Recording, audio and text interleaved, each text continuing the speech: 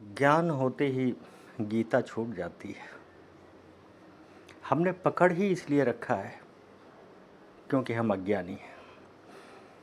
हमने महाग्रंथों को पकड़ रखा है, हमने महापुरुषों को पकड़ रखा है, हमने गुरुओं को पकड़ रखा है, क्योंकि हम अंदर से खाली हैं और अपने को भरने के लिए हमने बाहर से चीज़ें इकट्ठी की हुई हैं। बाहर सबको पकड़ रखा है। हालांकि ये जो महाग्रंथों को जिन्होंने पकड़ा है, गुरुओं को जिन्होंने पकड़ा है, वो कहीं तक उनसे श्रेष्ठतम हैं जिन्होंने सांसारिक वस्तुओं में ही अपना पूरा जीवन लगा दिया है पकड़ने में। कोई धन पकड़ रहा है, कोई दौलत पकड़ रहा है, कोई मकान, कोई बड़ी गाड़ी, कोई सुंदर स्त्री। इस तरीके से सब पकड़ की ही दौड़ में हैं, सब पकड़ रहे हैं और वो जो खाली स्थान है लेकिन वो भरता नहीं है। जिस दिन अंदर से ज्ञान का उद्भव होता है उस दिन आपकी सारी पकड़ ढीली हो जाती है, सब स्वयं ही छूट जाता है, कोई आवश्यकता नहीं रहती। ठीक वैसे ही जैसे नेत्रों में ज्योति आ जाए तो आपको ऐनक की ज़रूरत नहीं होती, फिर ऐनक छूट जाता है, चश्मे की आवश्यकता नहीं होती। जब ज्ञान की किरण, जब प्रकाश अंदर प्रस्फुटित होता है तो सब कुछ साफ दिखने लगता है। फिर आपको किसी उपकरण की, किसी सहारे की ज़रूरत नहीं पड़ती, किसी को बताने की ज़रूरत नहीं पड़ती। आप स्वयं ही सक्षम हो जाते हैं इसके लिए। लेकिन इस स्थिति के लिए आपको स्वयं तैयार करना होगा और उसके लिए स्वयं चलना होगा।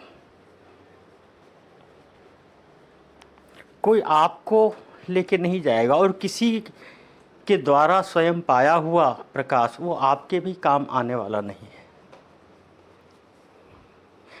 आपकी उपलब्धि ही आपकी उपलब्धि होगी, उसके लिए आपके ही प्रयत्न काम आएंगे, किसी और के नहीं।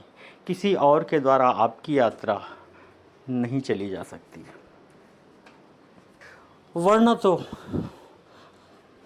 आप संकल्प दे दीजिए, दान दक्षिणा दे दीजिए और आपके नाम पे पूजा पाठ कर्मकांड सब हो जाएगा, कोई और आपके नाम पे कर देगा। लेकिन ये सब बाहरी दुनिया, सब मायावी खेल है। ये आध्यात्म की दुनिया में ऐसा कहीं कुछ नहीं होता है।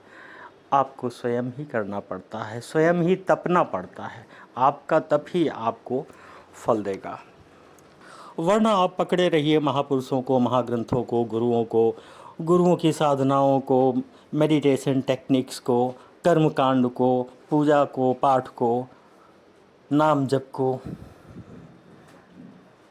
लेकिन जब तक आपका स्वयं का संबंध, स्वयं का बोध नहीं होगा, और स्वयं का बोध होते ही आपको आपका तारतम्य, आपका संबंध जो आत्मा और परमात्मा का है, जो ब्रह्म का बोध है, जब तक उसके संबंध न स्थापित हो तब तक आप रोबोटिक तरीके से एक किसी नाम का पुनरावृत्ति करते जाइए, नाम जप करते जाइए, पूजा करते जाइए,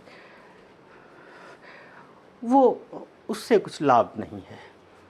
वो एक पुनरावृत्ति है, एक रोबोटिक तरीके से, यांत्रिक तरीके से आप वो करते जा रहे हैं। और अब तो यंत्र से भी पूजा पाठ होने लगा है कि सब कुछ रिकॉर्डेड है, आप ऑन कर दीजिए और वो हो रहा है। लेकिन इससे आपकी चेतना पे कोई रूपांतरण नहीं होने वाला है, कोई जागृति नहीं होने वाली है। सूरज देखना है तो स्वयं को ही सूर्योदय के समय जगना होगा, स्वयं की आंखें खोलनी होगी। स्वर्ग जाना है तो स्वयं को मरना होगा।